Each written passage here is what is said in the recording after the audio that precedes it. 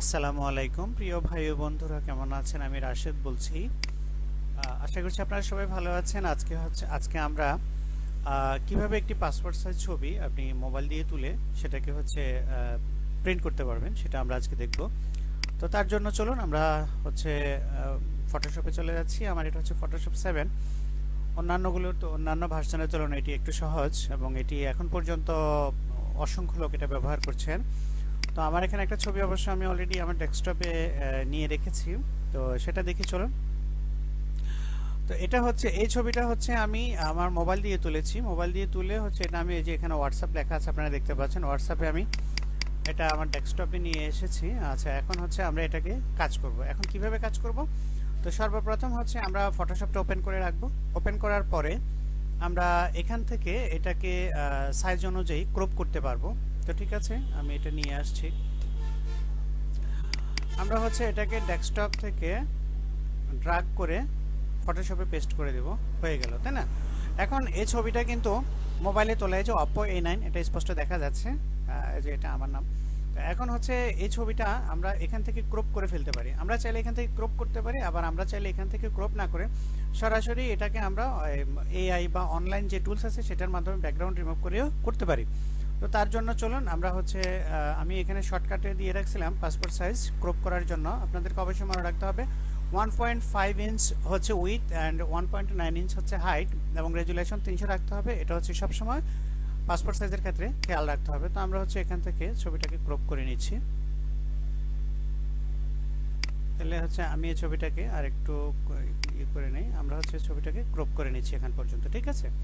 আচ্ছা, এটা আমরা এখান থেকে রাখলাম, এটা হয়ে গেল, ক্রপ করে নিলাম। ক্রপ করার পরে আমরা এই ছবিটাকে আবার একটু সেভ করে নিচ্ছি। ধরুন আমরা যে প্রজেক্ট 1 দিয়ে আমরা এটাকে ডেস্কটপে সেভ করলাম। আচ্ছা, প্রজেক্ট 1 দিয়ে আমরা এটাকে ডেস্কটপে সেভ করলাম। সেভ করার পরে আমরা চলে যাব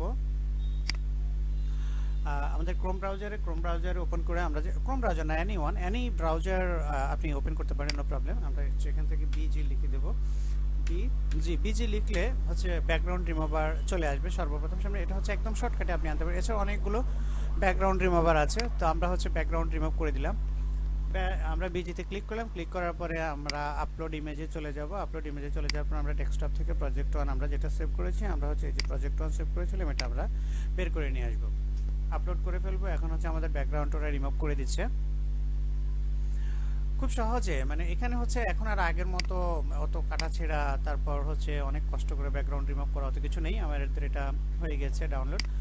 আচ্ছা, তো ডাউনলোড হয়ে গেছে, আমরা ডাউনলোডসে চলে যাচ্ছি। এই যে পেয়ে গেলাম। পেয়ে যাওয়ার পর আমরা এটাকে আচ্ছা, এখন আরেকটা বিষয় যেটা এখানে, এটা আমরা পেয়েছি, কিন্তু এই ছবিটাকে আমরা এখন ফটোশপের মাধ্যমেও এটাকে শার্পনার করতে পারি বা করতে পারি। তো আমরা যদি সেখান থেকে না করি, আমরা চাইলে ওখান থেকে খুব সহজে করতে পারবো। আবার আরেকটা বিষয় আমি আপনাদেরকে দেখাচ্ছি। আমরা এই ছবিটার নর্মাল একটা কাজ আমরা এখানে করে ফেলবো। যেমন সিইউটি কাট আউট প্রো একটা শার্পনার আছে। আমরা এই যে কাট আউট ডট প্রো আপনারা দেখতে পাচ্ছেন, আমরা এটা ফটো ইনহ্যান্সার। আমাদের এই ফটোটা খুব যথেষ্ট সুন্দর, কোনো প্রবলেম নেই। তারপর আমরা এটাকে কাজের সুবিধার্থে আমরা ফটো ইনহ্যান্সার দিয়ে আরও সহজে কীভাবে করতে পারি আপনারা সেটা দেখুন। তাহলে আমরা প্রথমে ব্যাকগ্রাউন্ড রিমুভ করে দিলাম। এখান থেকেও আপনি ব্যাকগ্রাউন্ড রিমুভ করতে পারবেন, এখানে লেখা আছে, এই যে অনেকগুলো টুলস আছে।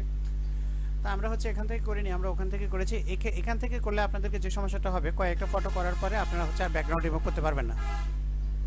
এখানে ওরা একটা বাধা ধরা নিয়ম দিয়ে রেখেছে ওদের প্রো তো এখান থেকে নিতে হয়, প্ল্যান নিতে হয়। তো আমরা এখান থেকে প্ল্যান নেব না, আমরা নর্মাল ওয়েতে করব। তো এখানে আমরা এইটা যখন এখন কাজ করছি, আপনি দেখেন এই ছবিটার দিকে আপনারা তাকান, এই চুলগুলোর দিকে তাকান, ফেসটার দিকে তাকান, কেমন, তাই না? তো ওইটার তুলনায় আপনারা যখন দেখবেন এই যে আমাদের যে ওয়েবসাইট আমাদেরকে যে ছবিটা করে দিচ্ছে, অনেকটা শার্প এবং স্মুথ, একদম স্মুথ। আপনি দেখেন, এখান থেকে দেখলে বুঝবেন আর এখান থেকেও দেখলে বুঝতে যাচ্ছে, একদম স্মুথ করে আমাদেরকে দিচ্ছে। আমরা এখান থেকে একটা ডাউনলোড বাটনে ক্লিক করে দিলাম, এটা হয়ে গেল আমাদের ডাউনলোড, ঠিক আছে। তাহলে এখন আমরা এটা এখান থেকে আবার ফাইলসে চলে যাই। এই যে আমাদের দুটো ছবি এখানে চলে আসছে, তার মধ্যে আমাদের এটা আমরা যেটাকে স্মুথ করেছিলাম অনেক ক্লিয়ার করে দিয়েছি, ক্লিন করে দিয়েছি। এই যে ছবিটা দেখুন, যথেষ্ট ক্লিন, তাই না? অনেক সুন্দর। তো আমরা এখান থেকে এখন কি করব, আমরা এখন এখান থেকে কন্ট্রোল এম প্রেস করব। কন্ট্রোল এম প্রেস করে আমরা কার্ভসটাকে নিয়ে নেব। কার্ভসটাকে নিয়ে যাওয়ার পরে আমরা লাইটটাকে একটু হাই করে দেব। আচ্ছা, একটু হাই করে দিলাম, কেমন? আচ্ছা, কার্ভসটাকে একটু হাই করে দেব। আচ্ছা, এটুকু যথেষ্ট, এটুকু করে দিয়েছি। করে দেওয়ার পর এখন আপনি কি করবেন, আপনি চাইলে এখন এখান থেকে প্রিন্ট করে ফেলতে পারবেন, কিন্তু না, আমরা হচ্ছে এখান থেকে আরেকটু কাজ করব। আরেকটু কাজ কি করব, আমরা হচ্ছে এই যে এখান থেকে বার্ন টুলে ক্লিক করব। বার্ন টুলে ক্লিক করার পরে আমরা হচ্ছে এটাকে একটু বড় করে নেব। বার্ন টুলে ক্লিক করার পরে এই যে আমরা এই চুলগুলোকে আরেকটু কালো করে দেবো। এটা যথেষ্ট স্মুথ আছে, সন্দেহ নেই, কিন্তু আমরা আরেকটু কালো করে দেবো যেন সুন্দর দেখা যায়। অর্থাৎ এটা হচ্ছে সম্পূর্ণ আপনার নিজের প্রতি, আপনি কিভাবে কাজগুলো করবেন সেই অনুযায়ী, তাই না, অন্য কিছু নয়। আচ্ছা, তাহলে হচ্ছে আমরা এটা আমরা করে দিলাম। এখন হচ্ছে আমরা ব্রাশ টুলে চলে যাব। ব্রাশ টুলে চলে গিয়ে আমরা হচ্ছে এখান থেকে একটা কোন কালারটা খুব স্মুথ আছে ওই কালারটা আমরা এখান থেকে নিয়ে নেব। নিয়ে নিলাম। নিয়ে নেওয়ার পরে হচ্ছে আমরা এটাকে কোথায় কোথায় লাগবে সেখানে হচ্ছে একটু ঘষে দিলাম। একটু ঘষে দিয়ে ছবিটাকে জাস্ট আর একটু সুন্দর করে নিলাম। আর একটু ঘষে, অতিরিক্ত ঘষা যাবে না, অতিরিক্ত ঘষলে কিন্তু ছবি ফ্যাড হয়ে যায়, এটা ভালো দেখা যায় না। এটা অবশ্যই আপনাদেরকে খেয়াল রাখতে হবে। তো ঠিক আছে, আমাদের এটা হয়ে গেল, আপাতত আর কিছু করতে হবে না। এরপর হচ্ছে আমরা এটাকে আবার কন্ট্রোল জেড ক্লিক করব।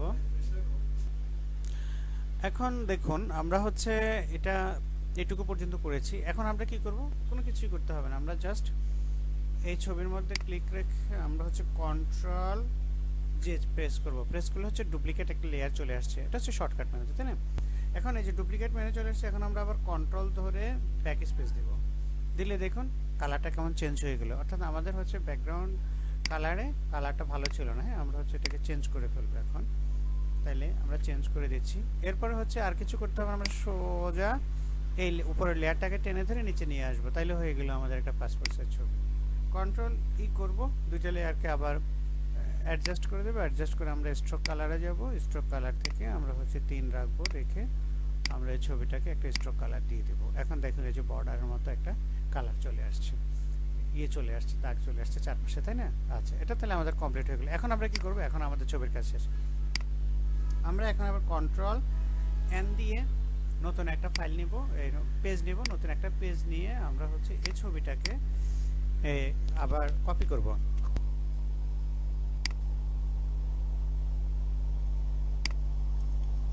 আচ্ছা, অল্টার প্রেস করে ধরে আমরা ছবিটাকে এখানে নিয়ে আসছি। নিয়ে আসার পর আমরা চাইলে এই ছবিটাকে আবার বারবার করে আমরা কপি করব। কিভাবে কপি করব আপনারা দেখুন।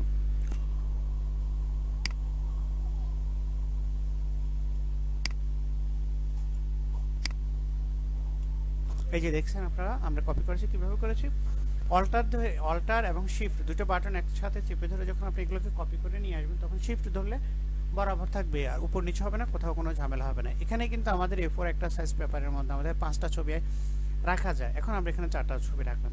ধরুন আমরা 4টা ছবি প্রিন্ট করব।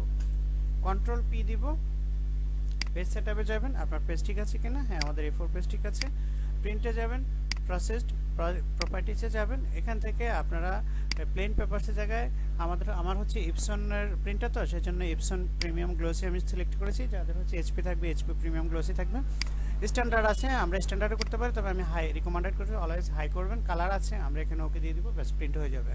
হ্যাঁ, এটা হচ্ছে বিষয়। তো বন্ধুরা, আশা করি আপনারা আমার ভিডিওটি একটু হলেও আপনাদের উপকারে আসবে ইনশাল্লাহ, যারা নতুন আছেন। তো অবশ্যই আমার চ্যানেলটি সাবস্ক্রাইব করবেন এবং আমার ভিডিওটিতে লাইক করতে ভুলবেন না। তো ঠিক আছে, ভালো থাকবেন আমার বন্ধুরা, আল্লাহ হাফেজ। নেক্সট টাইম আসবো ইনশাল্লাহ আবার ফটোশপের আরেকটি নতুন ভিডিও নিয়ে। আসসালামু আলাইকুম, সে পর্যন্ত ভালো থাকবেন। আসসালামু আলাইকুম ওয়া রাহমাতুল্লাহ।